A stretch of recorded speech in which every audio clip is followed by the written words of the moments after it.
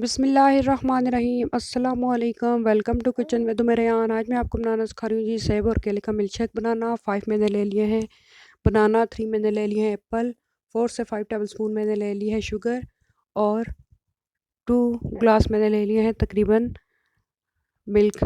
और अब हम सेबों को अच्छे से छील के साफ़ कर लेंगे और केले को भी छील लेंगे। अब हम एक ब्लेंडर जूसर डालेंगे, उसमें हम केले, सेब, शुगर और दूध को डाल देंगे और इनको अच्छे से ब्लेंड कर लेंगे। ये बहुत ही क्रीमी और मज़े का मिल्कशेक, केले और सेब का मिल्कशेक बन के तैयार होता है। आप भी इस तरीके से बनाएं, इंजॉय करें। अब हम ब्लेंडर जूसर को 1 से 2 मिनट के लिए अच्छे से ब्लेंड कर लेंगे। ये देखें जी, हमारा कितना क्रीमी और मज़ेदार मिल्कशेक बन के तैयार हो चुका है।